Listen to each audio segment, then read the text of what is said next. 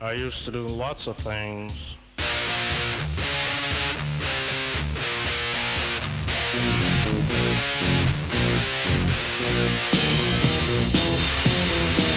I used to do things and I'd say things and Jesus, I was evil.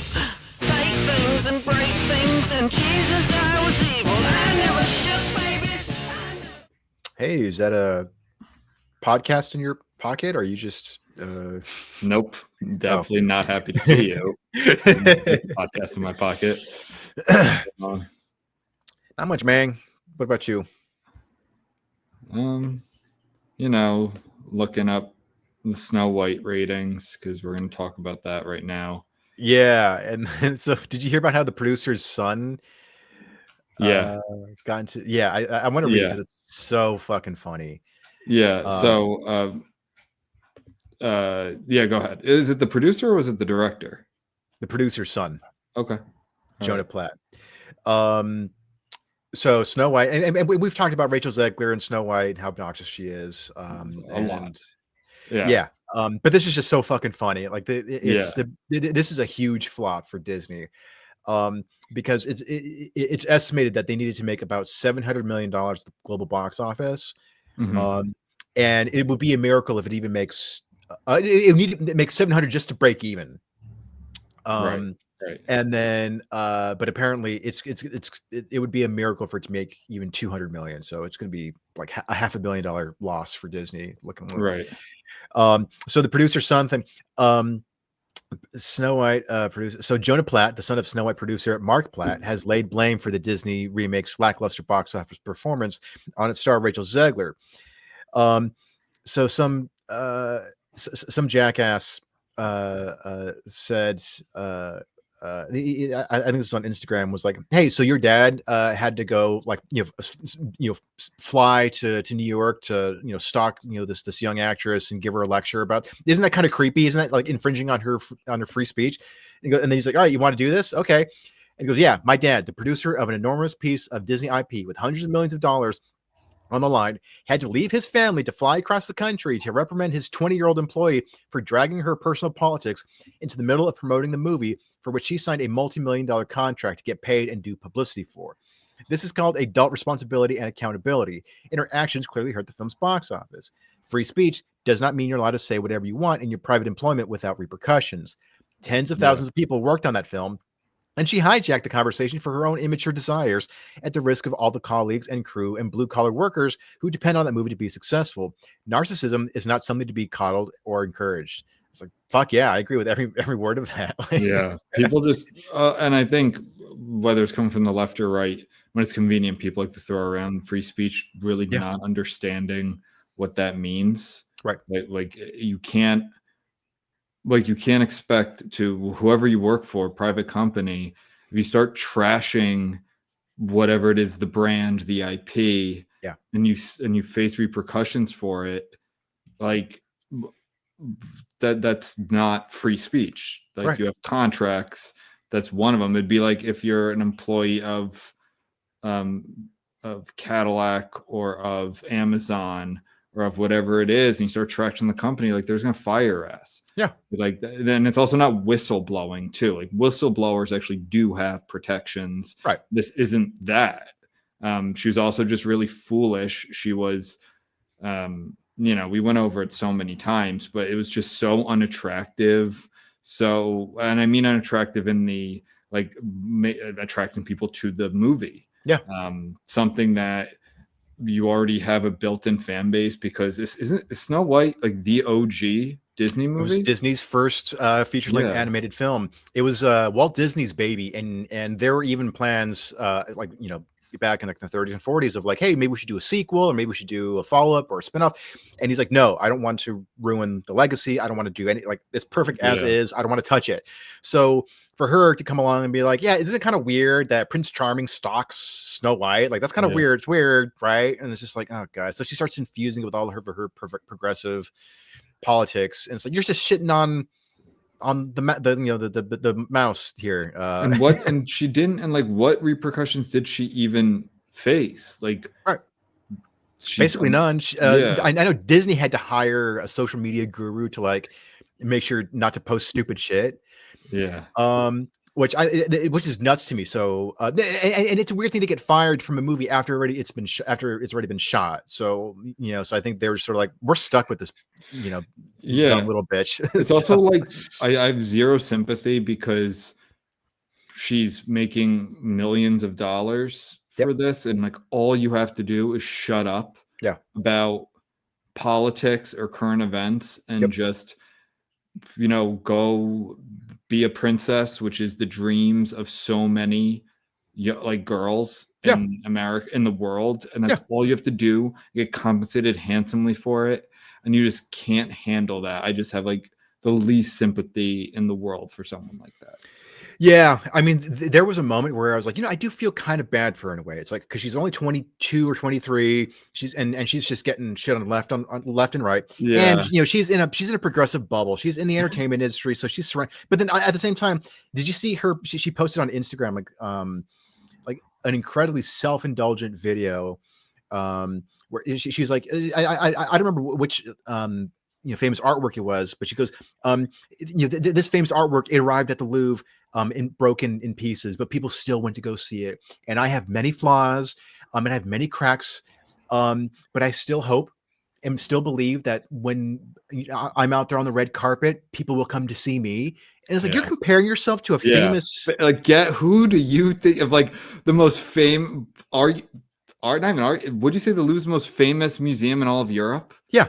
Like, and you're comparing yourself to a masterpiece in the Louvre. Oh my God. Like, and that's such a, because you would think that she's acknowledging that she has issues and she's being self-aware. So she's not. It's a humble brag. Like, you're saying that you're a masterpiece when you're not. Like, what has she done? Like, she was good in West Side Story. Like, what is she known for? She was in Shazam! Fury of the Gods. Oh yeah, sure. Shazam! Fury of the Gods.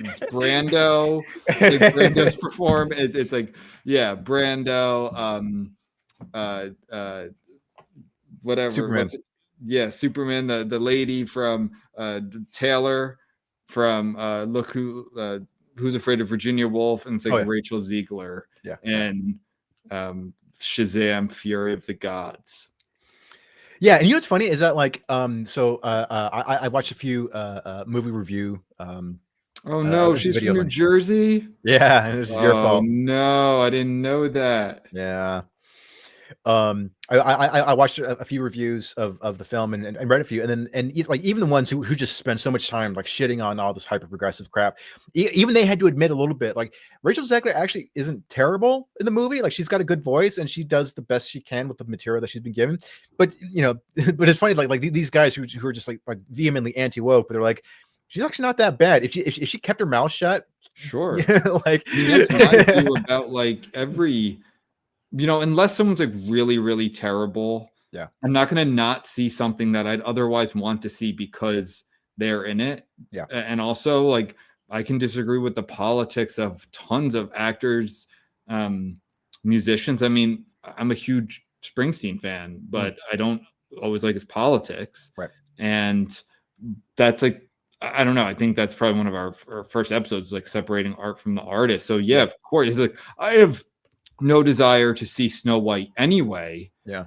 If I were to even I'm not a good example because Snow White's so low on my list of what to watch. Right. But let's say I had the opportunity to, like, because of her, I would even like try harder not to see it. I'd really be forced to see it for some reason. Or she's shut up, like maybe I would see. But again, I'm not a good example. Here I am looking at her. Yeah, you're right. Her filmography is West Side Story, Shazam, The Hunger Game, The Ballad of Songbirds and Snakes. So like a spinoff, whatever the hell Y2K is, and then Spellbound. So that's an animated. So why is this person so famous anyway? Yeah, I don't know. So yeah, it's and then I do recommend looking up that video of her because it's just so theatrical. She's on the verge of tears. Yeah. But I believe people will come to see me anyway, because that's what, when that piece arrived at the Louvre, it was still an important, it's just like, she's just really hamming it up. Yeah. So it's really funny. But yeah, anyway, so I part of me is sort of like, yeah, she's young, she's okay. I've said stupid shit, and I yeah, was lucky enough. that's why I was laughing, because you Yeah. said that, and my wife said the same thing. Huh. And whenever that comes up, and yes, I understand. I said dumb shit at 22. I Sure. was in this however, yes, and she also has teams of people probably to coach her on this stuff, what Yeah. not to say, what to stay away from. Yep. Really not hard. It's Yeah. People will mess up. That's fine. Just maybe don't comment on Israel Palestine. Maybe don't call half the country, whatever she called them after Trump won. Maybe shit like that, where who sees people who vote Republican or don't don't agree with you on politics, still see movies. Right. And that's I that's really not hard. And yeah, well, we've done dumb shit when we were in our early 20s. We weren't in the spotlight.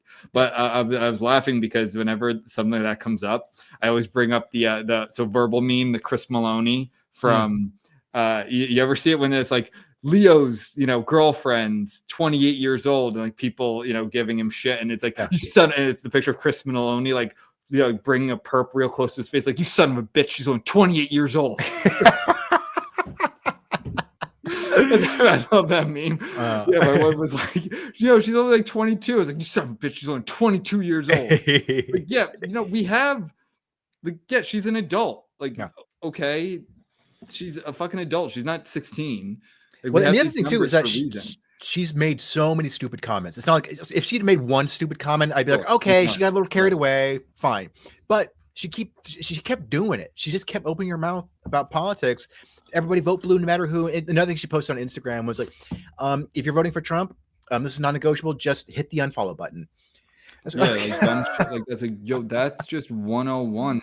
Just steer clear of it. Yep. Maybe if it's once in a, there's an issue that's near and dear to your heart, and it's maybe you were someone was the victim of gun violence in your family, or you were the victim of gun violence or school shooting, or maybe something I get that, fine. You actually do have something to say about this one particular issue. Sure. You want to go off on a limb on that, fine. But just to half the country just saying F you, that's not gonna win over anyone. And Gal Gadot's Israeli, so that was my next point. They find the one famous Israeli actress. I don't know if that's true, but off the top of my head, that's the only one I can think of. I guess what's her name? She's not, Natalie Portman is also Israeli, but Gal Gadot is the probably most well-known Israeli actress right now. Yep, and she's her counterpart in this movie. Yeah, I know. Very funny. Yeah. I'm so Gal Gadot could kill this bitch because she's in the IDF, because everyone's in the IDF, right? And she also played Wonder Woman, so it's she's got some weapons training. That being said, Gal Gadot I think is a pretty bad actress. She's just really pretty. Yeah, but she could kind of get dragged a lot for not being very good. And I heard she's really bad in this film too. But anyway, so that was just a fun piece of current events. Fun. Last thing I'll say about this, I do I was looking, so I'm on the Wikipedia. I'm release dates, Alcazar of Segovia, because that was a release. I'm oh yeah, I've been to that castle in Segovia, Spain, which is what the Snow White castle is based off of. That's right. Yeah. Yeah. So I'm oh, that's pretty cool. They did do the release then on March 12th, and then the United States released March 24th. It did crack me up though, is that they Disney knew that they had a flop on their hands, so they kept canceling premieres, or not canceling premieres. We're we're only going to do small premieres. It's we're not going to do the whole red carpet thing. We're not doing the Hollywood Boulevard thing. It's no, we're just going to do the little thing in London. Right. So right. Yeah. It's beautiful. Anyway. All right. Main time. Oh, you know what? Let's do this before we forget. Yeah. Because I always forget. If you like us, sign up for a Patreon. It'll be in the show notes, all this information. We have different tiers with merch, going from $3 to 20 something, I think. Maybe I don't know. You can pick a tier.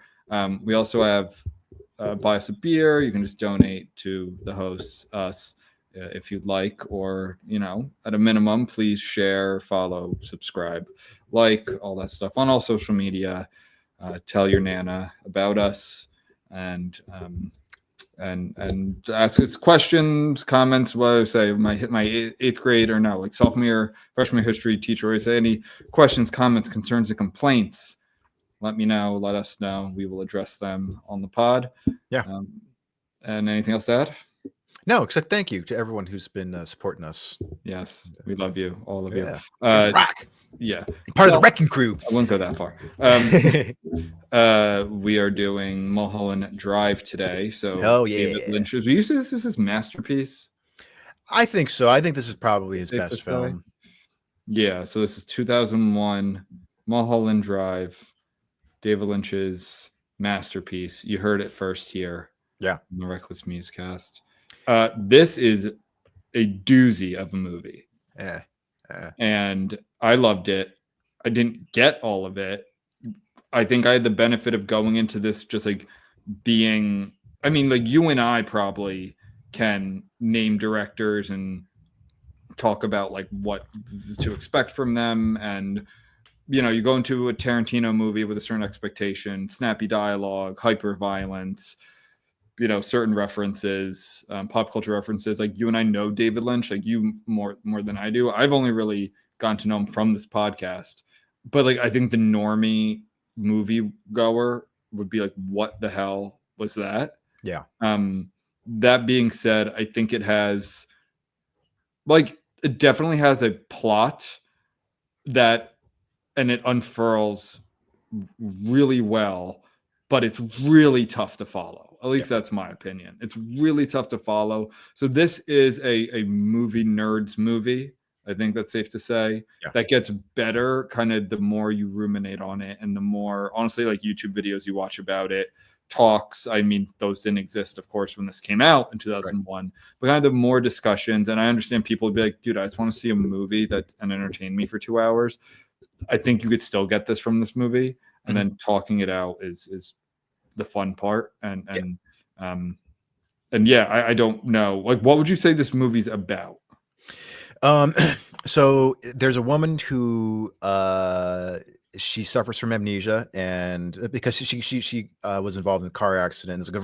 There's something like criminal like related to it, right? Like, wasn't there like some like a shootout or something like it's implied that she was involved with some shady characters, and she got to this car accident on Mulholland Drive at night, and she wanders into the apartment of an aspiring young actress played by Naomi Watts, who's a frequent David Lynch collaborator.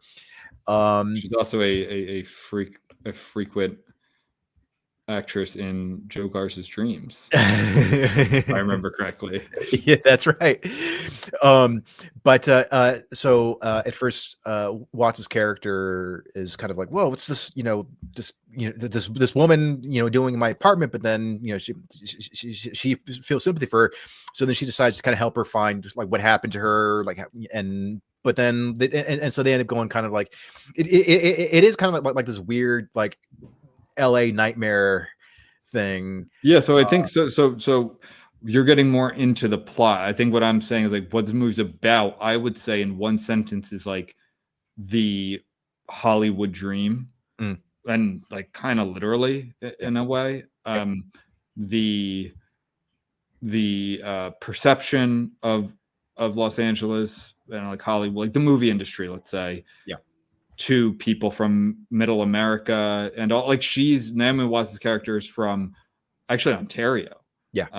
So she's not even American, but just like, everyone else, like what is Hollywood? She's the young blonde, short hair, young blonde, very attractive, coming out to make it. And it's fractured. It's just jointed. It's, seedy. It's very, obviously this term is kind of peak David Lynch's. It's surreal. Like it is a surreal movie in every, like from the jump. Yeah. Right away, this is a surreal movie with those two elderly people who, she meets in the airport. And there's a scene right after they say goodbye to her.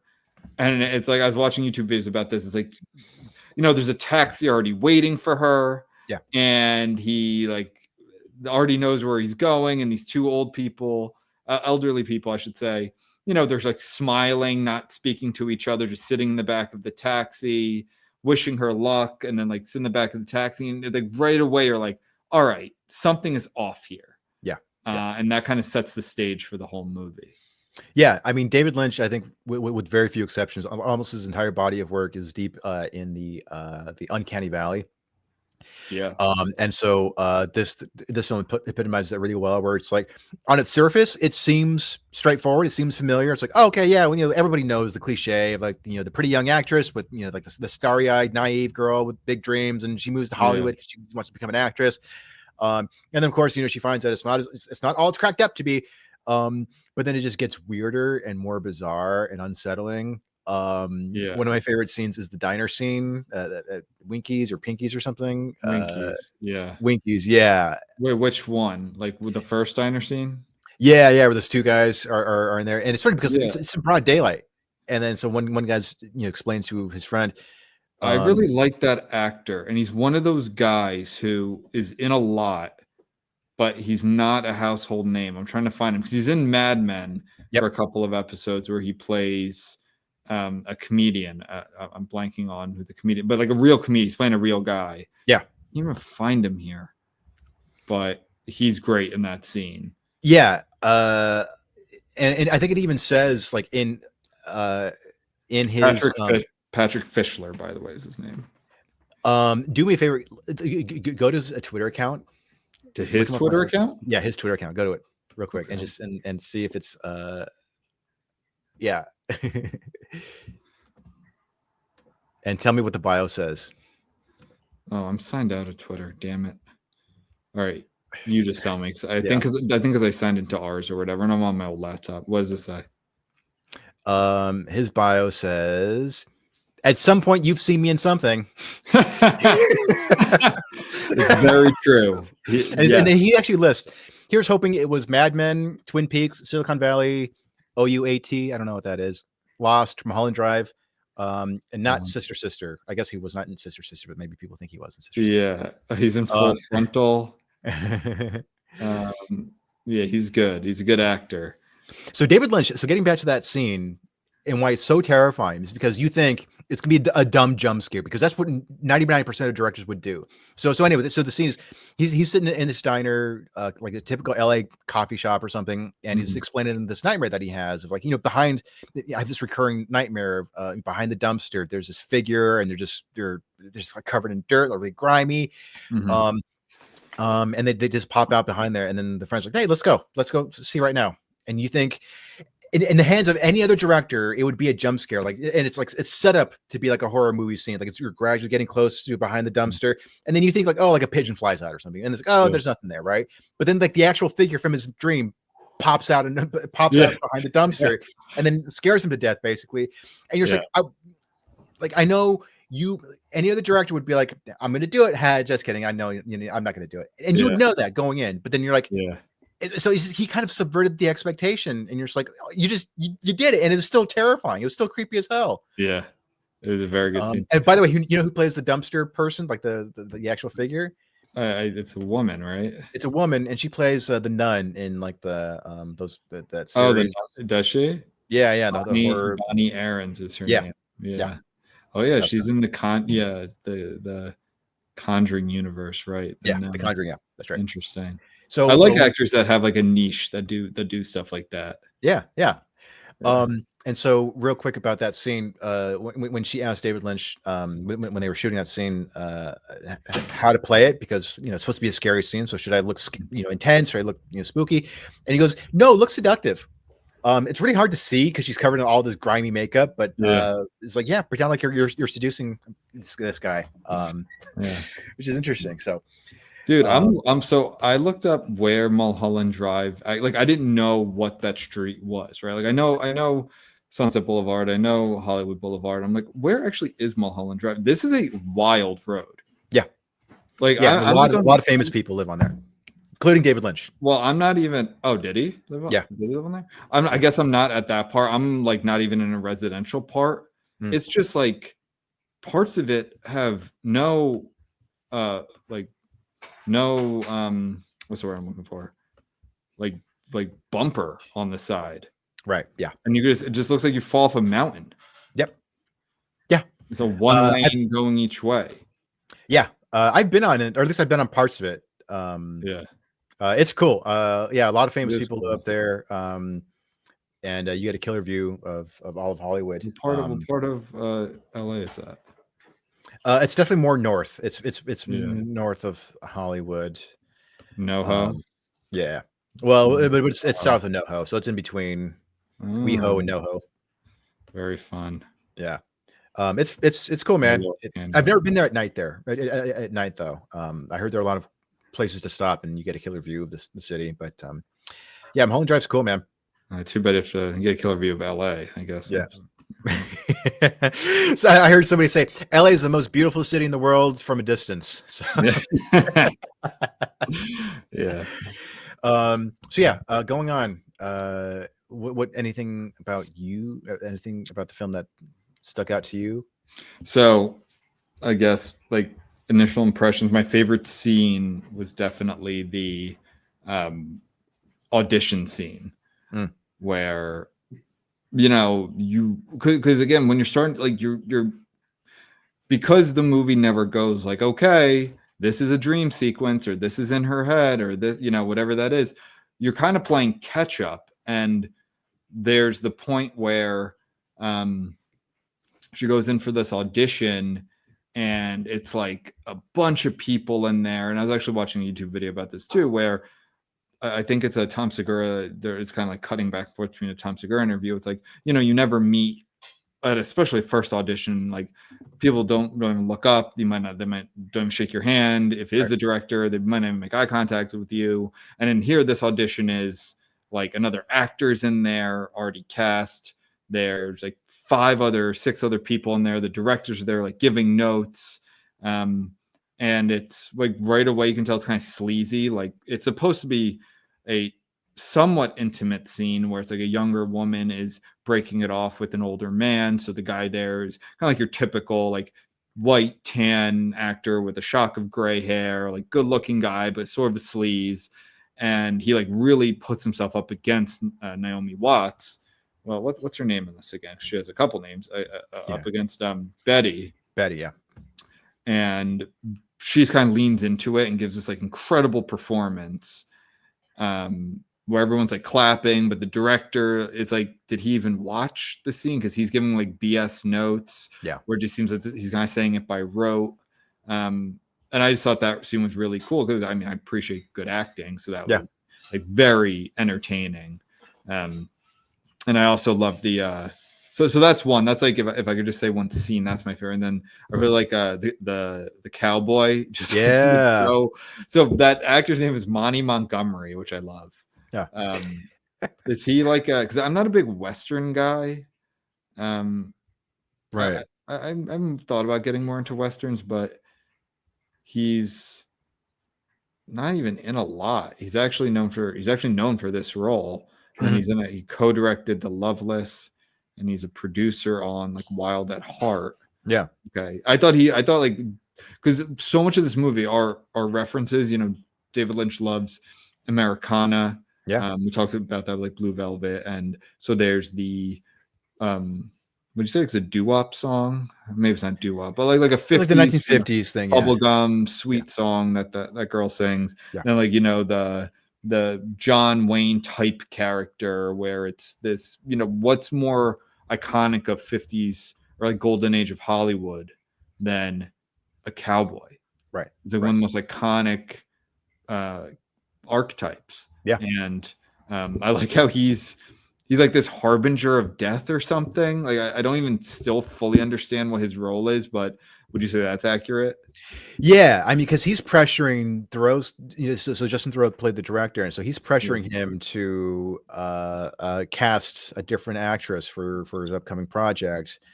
But it's funny because like leading up to that, like doesn't like his life get all fucked up? Like doesn't he like the production gets shut down, and then like his girlfriend or his wife cheats on him and kicks him out, and but then everything kind of goes back to normal when he does what the mob tells him. Cowboy. So to clarify, it's not like the mob like we would think of it. It's like this Hollywood mob. Yeah. Right. Like it's not the Italian mob or the Russian mob or anything like that. It's like it's this weird, and I think that's supposed to be a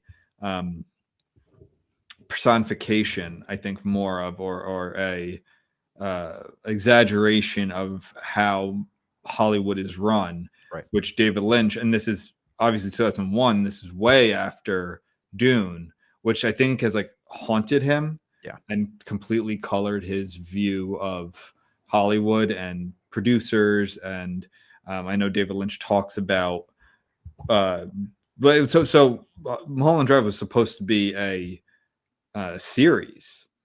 Yeah, and it was supposed to be a spinoff of Twin Peaks. So Audrey Horne's character, the character of Audrey Horne, like that was supposed to be Naomi Watts' character. Okay.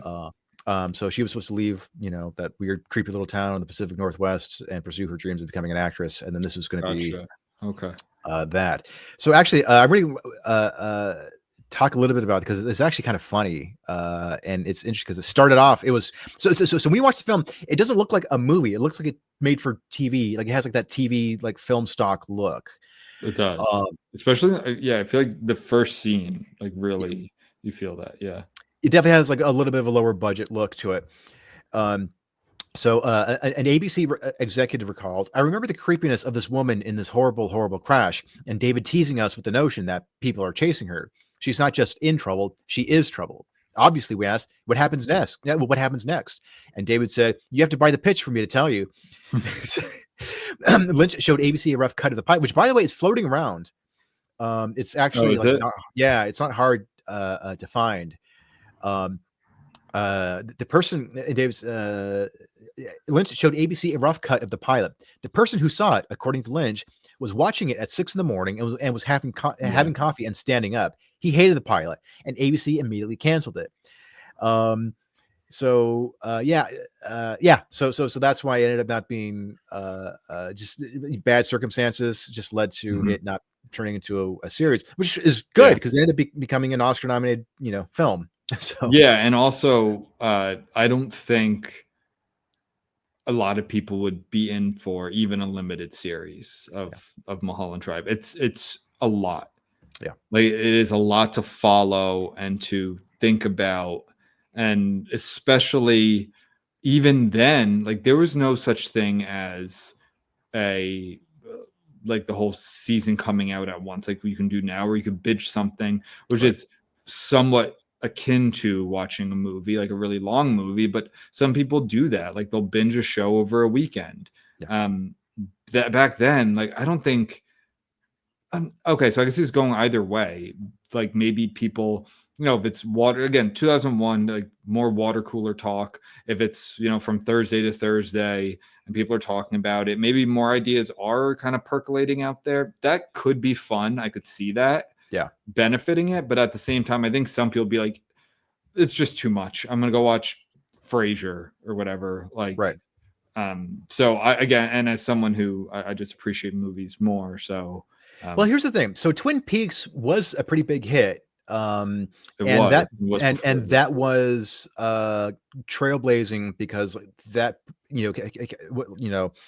at the time is like a series either had, each episode was a contained story, or if there was a multi-episode story, it was a mini series. It would last 6 to 8 episodes or something like that. But the idea of like doing like a full season is like, oh, this is just part of the narrative. That's much more common. And that really blew up in the early to mid 2000s with like The Sopranos and The Wire, where it's like you have like this big story that just keeps going and going and going. That was pretty big for the early 90s, but it still didn't really take off until like 15 years later. And he even says here that he wanted to do kind of a similar thing here. So Lynch said, "I'm a sucker for a continuing story. Theoretically, you can get a very deep story and you can go so deep and open the world so beautifully, but it takes time to do that. The story included surreal elements, much like Lynch's earlier series, Twin Peaks. Groundwork was laid for story arcs, such as the mystery of Rita's identity, Betty's career, and Adam Kesher's film project. So each one of those was going to get its own ongoing story arc." I mean, I guess we'll never know, but that well, I'm glad it's a movie. Like I think it's better. I actually still haven't finished Twin Peaks. I kind of forgot about it. I don't know. Like again, see that's the thing. Like if Twin Peaks was just a movie, I definitely would have seen it. Yeah. I don't know. I keep saying I will finish it eventually. Yeah. Did you at least finish the first full season? The first season though? No, Ah, I'm dude. probably like 6 episodes in. Okay. All right. I'll have to check. I'll remind you, and I want our listeners to remind Ben as well. Everyone remind me. Just tweet at me. Hey, watch Twin Peaks. Yeah, exactly. So have you seen David Lynch's other film, Lost Highway? No. I was gonna do this or that. Yeah. And I heard. Did you say this or someone else? Like, I think this is the better movie to do first out of those two. I think so, but then again, well, I don't know actually. Well, because it's just a better film overall. But so maybe you'll be more disappointed if you watch Lost Highway. So, but anyway, you know, if you're already getting into David Lynch's style, then you'll probably dig it. I really liked it, but it's funny because that film, I won't give anything major away, but it does involve halfway through the movie, characters' identities just change with no explanation. So Really? yeah. So that shows up here in Mulholland Drive, where the two main characters, Rita and Betty, Betty and Rita become Diane and Camilla. Okay. Yeah, and then it's funny because that also showed up, I think, in Inland Empire. Yeah, I've heard that movie is the least, like the most difficult to follow. Yeah, it's much weirder, and it's shot with like a digital camera from the early 2000s, so it's got a grainy, weird look, and it's 3 hours long. It's great, but I think it's something where you kind of have to like really acquire that David Lynch taste. Yeah, I'm looking at his filmography, and I've seen 4 of his movies. I'll eventually do. I definitely will do The Elephant Man.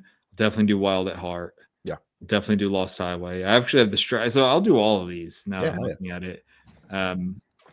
Yeah. So anyway, so what did you think the film was about? Like, have you pieced together like so according to Lynch, he said this is one of his more cohesive, like straightforward films, which is hard to believe. But I've seen people actually piece it together pretty well, and he's actually given clues as to what the film's about. Do you have a theory, or have you watched movies or videos explaining what?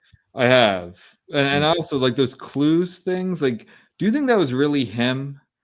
Well, I've heard that like that wasn't even really him. That's more of the distributor, right, or whatever for that. Like David Lynch wouldn't do that, or maybe he did, but he's doing it like tongue in cheek or whatever. He just kind of slapped it together. I don't know, but that doesn't seem like something he would do. It doesn't. However, I know that David Lynch, when it came to the releases of his films, was very hands-on. I think most, if not all of his films, they do not have a scene selection because he wants you to experience the film all the way through. He doesn't want you to like skip to a specific scene. So the fact that he can like micromanage that, like I'm sure he would be like, no, don't, you can't put 10 clues. I think this was probably from him. Yeah. And the fact that he's even said, this is my most straightforward film, and here I'm even going to give you some clues. Yeah. But so what it's about, basically it's this character who, everything we just described, going to Hollywood, and she falls in love with the other female lead, who is Rita. And Rita gets roles, or gets a role that she wanted, where she's struggling. So again, Betty is struggling, Rita's doing well, and Betty then takes a hit out on Rita that goes wrong, or there's like regret in it. So it's also like what's in Betty's head, what's actually happening, and how Betty's imagining it happening.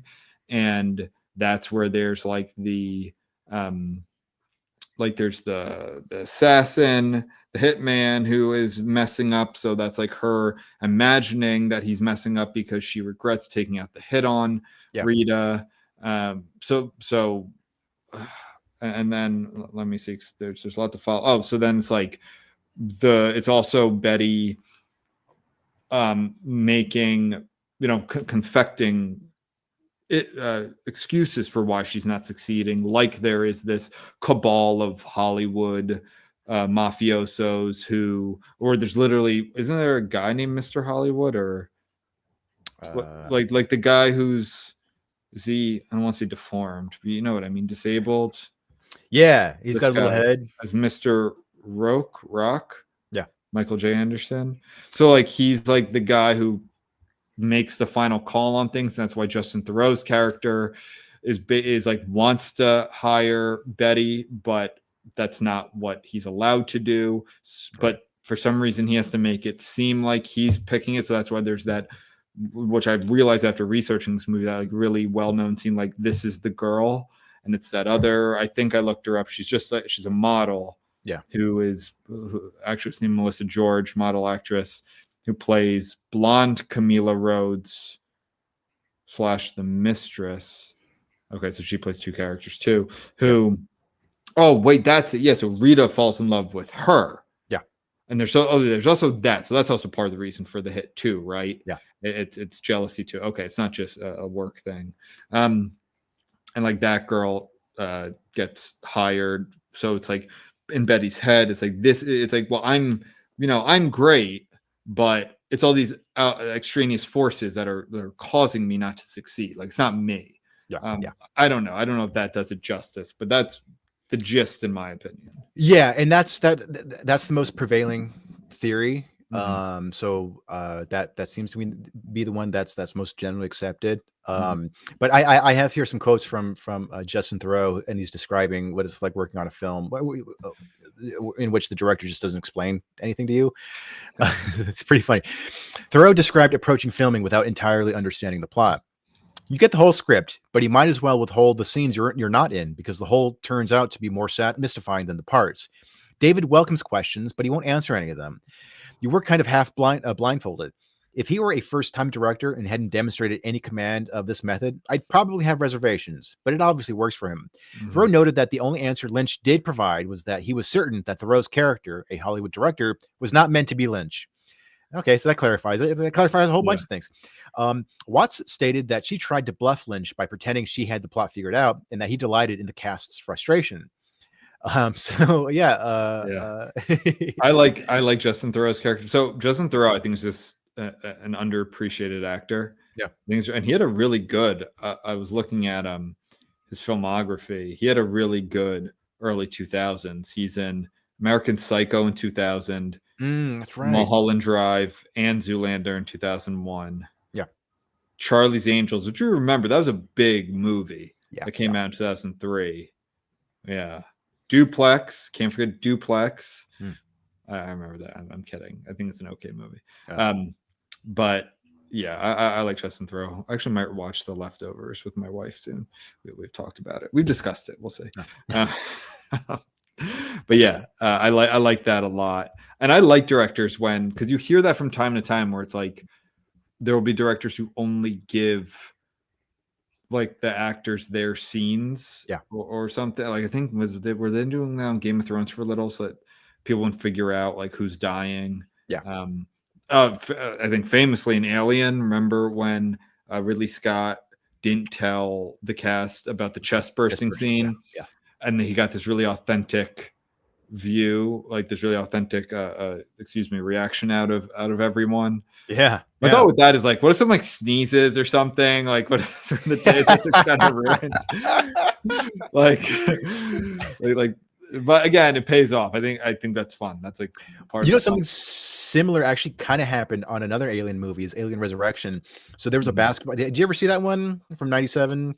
I think it was. I don't think so. No. It's kind of a garbage movie, but sounds like it. There's a scene where everyone's in this big spaceship and they're playing basketball, or like space basketball or something. Sure, yeah. But there's a scene where Sigourney Weaver's character, she's walking towards the camera, she's walking away from the hoop, and then she throws the basketball backwards, and it makes it in. And so everyone kind of like, oh, we're gonna do two takes. We're gonna do like one of you throwing it, and then they cut to another shot of the basketball going in, and we'll splice them together. But then they managed to get it all in one take. And then so one of the actors, I can't remember which actor, he came really fucking close to blowing his thing because he played like this really tough, like marine, like mercenary character. So as soon as she did it, he turns to the camera and goes, "What?" But like they meant to like just cut up, like, cut away from him, and then cut to like an actual like of him like being more tough about it. But yeah, it's funny is that you're right, where it's like authenticity sometimes it can be a little too authentic. I want to exactly. So anything else about Mulholland Drive that I feel like I'm missing something? Billy Ray Cyrus is in this movie. I don't really remember him. Really? Who does he really? play? As in he's in it? He plays Gene. Gene. Yes. Who's Gene? I don't know. He's not the. No, he's not. Oh wait, does Gene get killed? I feel like maybe he gets killed. I don't remember. David Lynch often casts like famous like musicians and singers. Like he in Twin Peaks the movie Fire Walk with Me, he cast David Bowie. Marilyn Manson shows up in Lost Highway. Yeah. Does he? Marilyn Manson? Yeah. So okay, we can talk about that. So in this movie too, there's like it's one of those movies that if you're just a normie throwing on something, you've heard about this movie, like even before I knew who David Lynch was, I knew Mulholland Drive. Like I knew that was the name of a movie. I knew Naomi Watts. She was a big actress, in the early 2000s. Of course, Ring I saw very young. Oh yeah, probably to my detriment. Yeah, but that movie scared the shit out of me. Oh yeah. But she's so I always like knew it. I didn't. So if you're like one of those people, that's fine. You still really enjoyed the movie, but this is a really movie for someone who like knows the business, knows Hollywood history. There'll be a scene where it's like, is it Norma Desmond, her and Sunset Boulevard, like how many references there are to the movie Sunset Boulevard, which is about the opposite of Betty, where it's an actress who's made it already, like very much so, and she's aging out of Hollywood, especially because there weren't nearly, I mean, that's a criticism of Hollywood now, is that there's not enough roles for older women, where especially back in that time, because I think Sunset Boulevard's 1950 maybe. That's right. Yeah. So there's like a car that's in the same place in Hollywood Boulevard that it is, Sunset Boulevard that's in this movie. There's a a certain like the landlady was also a golden age of Hollywood actress who we wouldn't know who that is, or most people wouldn't know who that is, but if you know that or you learn that, it's like, oh, that's another layer to this, where she's playing a landlady who's the owner of the apartment where Betty lives, which is her aunt, who's out on business somewhere, which like this that is based off of that same style, the Chateau Marmont, which is this very famous hotel in Los Angeles, very golden age of Hollywood hotel. Famously, I know the hotel because that's where Anthony Bourdain loved to stay when he was in LA. So like that's why I know it. But yeah, just kind of those sorts of things that I'm probably leaving out a bunch too. They're just like enjoyable, and I always like that kind of stuff. Like I'm okay with like self-indulgence. I think like if it works really well. Yeah, it's very like Tarantino does that too. A lot of self-indulgence, but I think that's fine because it works and they've earned that. Like David Lynch, it works. It's fun. Like I like the references to Americana. I like the different like time period references. I think that's just enjoyable and part of the fun of watching movies. Yeah, and it's well known that Sunset Boulevard is one of Lynch's favorite films. And in fact, the FBI character that he plays in Twin Peaks, Gordon Cole, was actually tight. Thank you. Was actually named after a character, like some random side character in Sunset Boulevard. David Lynch is in Twin Peaks. Yeah, as Gordon Cole. So I don't think I've gotten that far. Oh, well, he plays an awesome character. Okay. I won't spoil anything, but yeah, he shows up quite a bit. Is this where the famous meme came from? The meme came from with him? Was it Mulholland Drive? Where it's like, can you expand on that? No. Right. Yeah. Is it Mulholland Drive? I'm was not getting- sure. I- Oh no, it was Eraserhead. Oh, is it really? That's Eraserhead? The question. I looked up the source of it, and he was doing an interview, and the interviewer asked him. Lynch says, "Believe it or not, Eraserhead is my most spiritual film." And then he says, "Can you elaborate on that?" And he goes, "No." But it gets memed as Yeah. as him saying primary colors are bullshit. Can you elaborate on that? No. Yeah. So Yeah. So check out Mulholland Drive. It's awesome. Yeah. And I just streamed it on, I want to say HBO Max. I can't remember, but yeah, great movie, very enjoyable. Like just go into it knowing it might be confusing. It'll be tough to follow. Yeah. I think you'll enjoy it more. And it's not, and like most of David Lynch's work, it's not really meant to be understood at an intellectual level. It's more like an intuitive, instinctual. Level. It's abstract art in film form. And don't get me wrong, I think a lot of filmmakers try to emulate that, and it doesn't work. Right. I don't like that more often than I like it. Yeah. I really dislike the stereotypical like tripping scene. I think a lot of that's done really poorly. I'm still not sure if I saw Easy Rider for the first time in high school, 9th grade high school. Yeah. And I still don't know if I like that scene, and I've seen it since. Yeah. I just find those scenes to be really boring and a waste of time. And movies that try, like a lot of avant-garde films, a lot of avant-garde films that try to be Lynchian don't work. Right. His works, maybe not all of his works. Everyone I've seen, I've only liked, well, Dune's pretty bad, but that's the opposite. That's actually him not doing that. So yeah, Dune sucks. I can't even say watch it for the campiness of it, or it's just bad. Like you can watch a handful of scenes on YouTube to get the gist of it.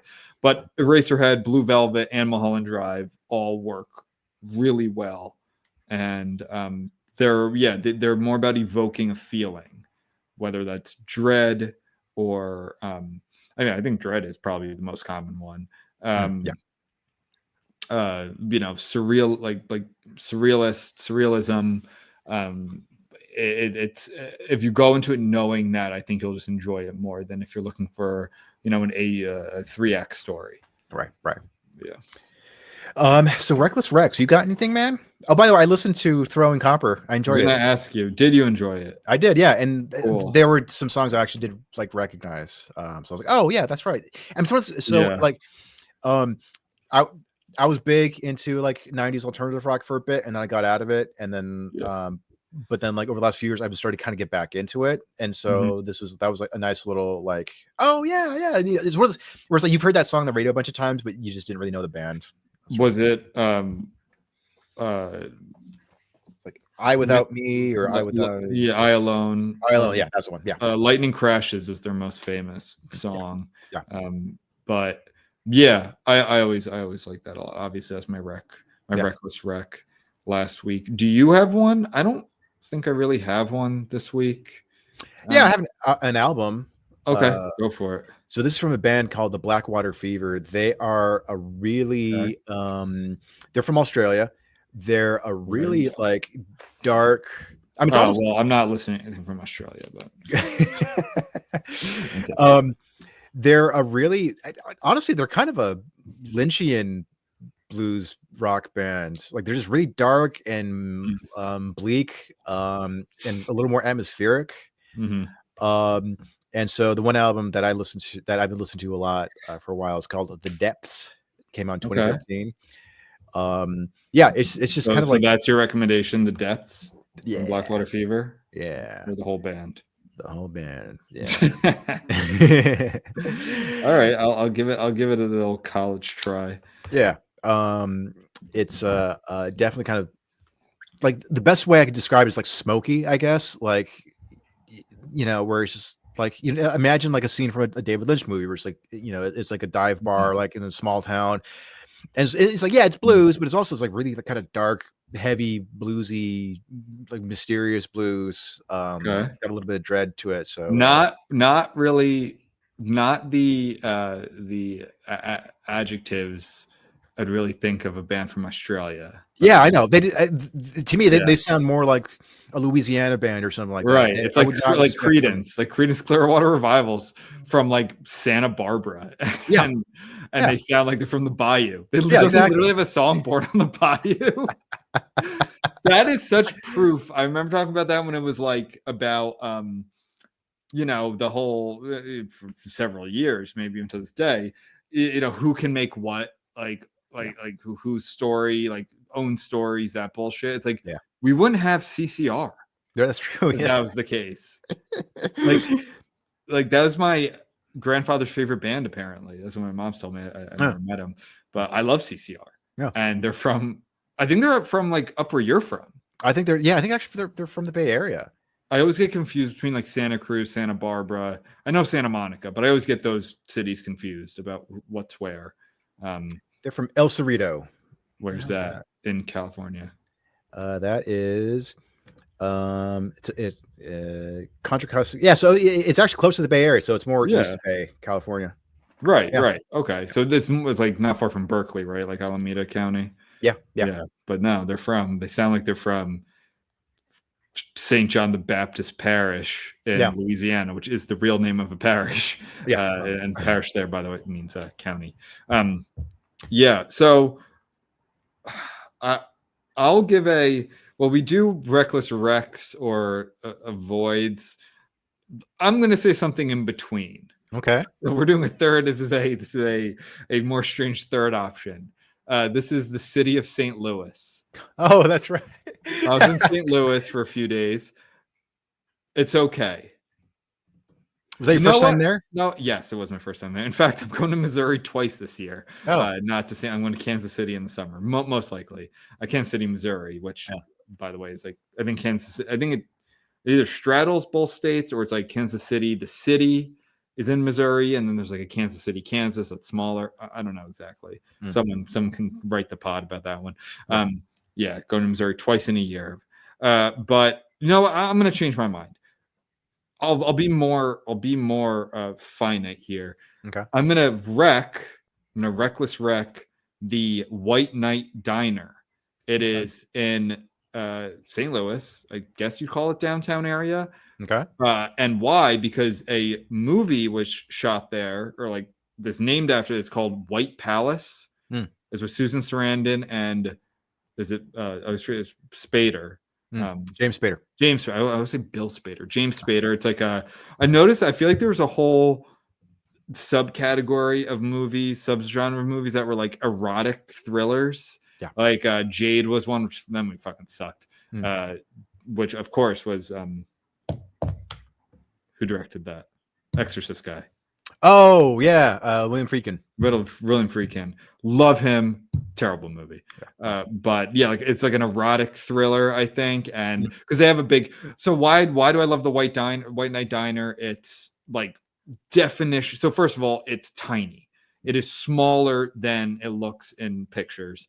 It is like a counter diner type place with a handful of tables. You're eating with plastic forks and styrofoam cups. I know that's like, that wouldn't exist in California. I probably haven't had a styrofoam cup in forever, but it's like basic, short order cooked food. But they have like God Bless America on the side. You could tell it was very much decorated in 2003 and hasn't updated their decor yet. And there's like a sign inside that's White Palace, because I think they just changed the name of it for the movie. Instead of the White Knight, the White Palace. There's like a very like sun bleached picture poster of Susan Sarandon and James Spader in this movie. I don't know if this movie's any good. It might suck, but we love that kind of stuff. Yeah. And it was really good, and it's cheap, and it's just like if you're in downtown St. Louis, because our hotel was incredible, the Union Station Hotel. So that could also be a wreck, but that's it was a really like unbelievable hotel. You could just sit in the lobby. Like I just sat while my wife was doing bridesmaid stuff. I just sat in the lobby and read a book and just would like catch my like listen to a podcast and just like looked at the same arches and art on the ceilings and just like the kind of stuff that we talk about when like the forefathers, you know, the founding father, whatever you want to call them, of LA, of New York, of Chicago, like they took pride in their cities, and they wanted to build things that, you know, resonated with people. And it was kind of going all the way back to the Medici thought of creating cities that like the city is itself art. They did that with Florence. And this is one of those buildings. Now it's not, I don't think it's just, I don't think it's a train station anymore, or maybe part of it, but it's like a hotel, it's restaurant. I also had this incredible Nashville hot chicken. I went twice back to back. So that's another reckless wreck. So, okay. So here's my reckless wreck. I just talked myself into like 3 different ones. Go to the Union Station Hotel if you're in St. Louis. If you're not staying there, enjoy it. They do a laser light show, which is really cool. Like all, you know, it's not just like random shit. It's like, it plays off of the art that like the old art from whenever that was built. It's very art deco-y. Yeah. Every hour, I think after a certain time, eat at the restaurant that you would think it's like overpriced crap because it's in a hotel. It's like, no, it's not overpriced. It's very decently priced. And it's Nashville hot chicken.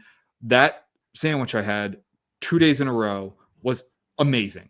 Like, so I've never been to Nashville, but I've had Nashville hot chicken a couple places. This was by far the best one. Highly recommend that. And then go to the White Knight Diner for breakfast or brunch breakfast, and enjoy like a classic kind of typical, you know, eggs and hash browns type breakfast there. So yeah, those were the highlights of St. Louis for me. Really like, so yeah, I guess I'll recommend St. Louis. Okay. It's fine. You can tell some of it's old in some ways. Some of it's great. Definitely be careful because it is statistically the most dangerous city in America. But I remember looking up YouTube videos for it, like, you know, just to see what's going on. And it's like St. Louis, the city where you get murdered at any second. I was like, oh, okay, great. Excellent. Well, I'm sure that if you had gotten murdered there, then this, you know, your review would not be as positive. Right. It would, yeah, I'd be one star. Yeah, and it would be a reckless reject, I guess. Yeah, reckless reject. No, you know, I was hard on St. Louis. St. Louis was nice. Okay. It was fine. There was I was there for the Trans Day of Visibility. That's right. Yeah, because you were the guest of honor. Like they had you. They were all asking about you. So he's not trans. He just has long hair.